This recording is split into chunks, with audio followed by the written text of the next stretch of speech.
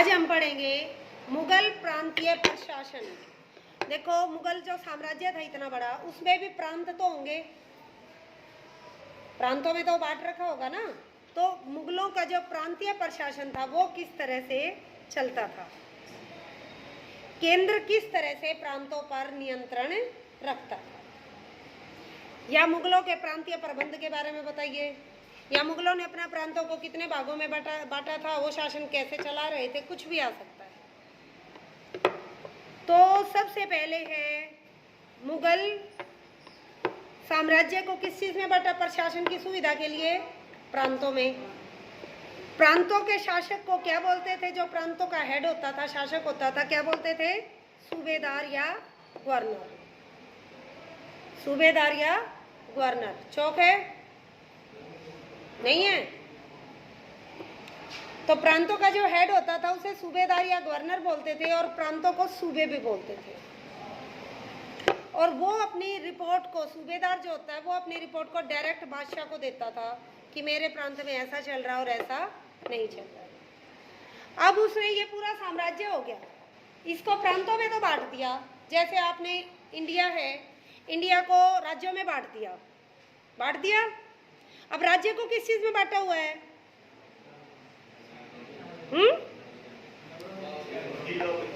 जिलों में। इतना भी दिमाग नहीं लगाते। तो राज्यों को किस चीज में बांटा है? जिलों में। तो इसी तरह उन्होंने प्रांतों को किस चीज में बांटा? सरकारों में। किस चीज में बांटा? सरकारों में। जो एक सूबा होता था वो प्रांत को क्या बोलते थे? सूबा। एक सूबे को कई सरकारों में बांटा गया था। अब जो एक सूबा होता है वो सरकारों में बांट दिया। अब सरकार भी तो किसी के अंडर होगी ना। एक सरकार मीन्स एक एरिया। तो एक सरकार जो है प्राय फौजदार के अधीन होती थी। जो सरकार का हेड होता था उसे क्या बोलते थे? फौजदार। जैसे अब जो हमारी डिस्ट्रिक्ट का हेड होता है उसे क्या बोलते हैं? डीसी। तो इसी तरह जो उस टाइम सरकार का हेड होगा उसे क्या बोलते थे? फौजदार।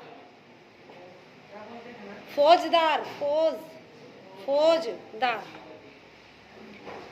और जो फौजदार होते थे वो विशाल घुड़सवार सेना और तोपची भी रखते थे ताकि कोई उनके एरिया में आवाज ना उठा।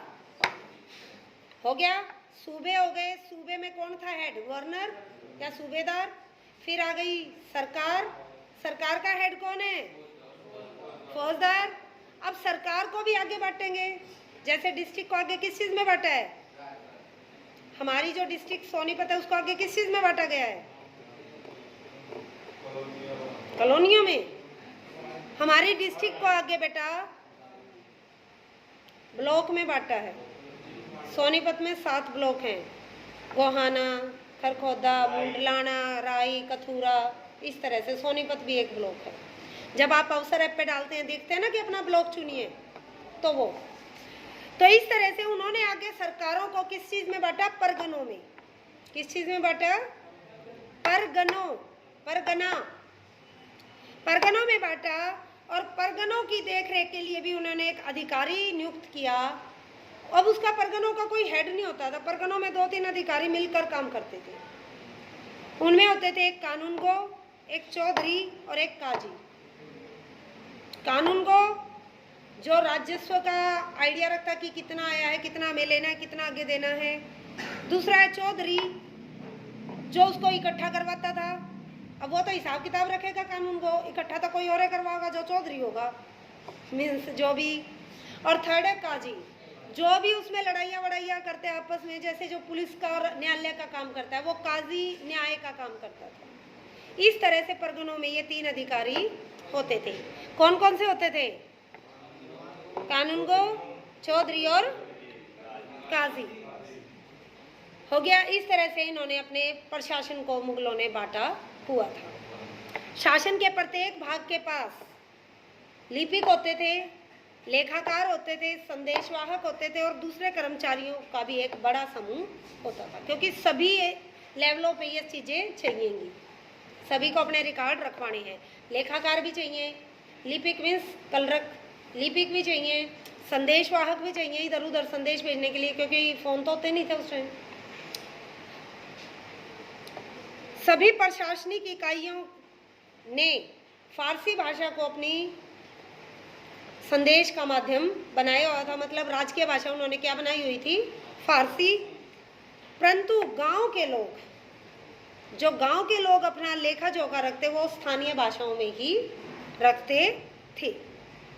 मुगल इतिहासकारों के अनुसार बादशाह और उसका दरबार गांव के स्तर तक कंट्रोल में प्रशासनिक तंत्र को नियंत्रित करता था। गांव के स्तर तक उनका नियंत्रण था, परंतु इस प्रक्रिया को तनाव मुक्त रखना असंभव था। भाई अब इतना बड़ा एरिया, इतने बड़े चीजें हैं, तो तनाव तो कभी ना कभी कहीं ना कहीं होगा ही होगा। तनाव मीन्स खिंचाव, लड़ाई, तो कभी ना कभी संघर्ष भी हो जाते थे।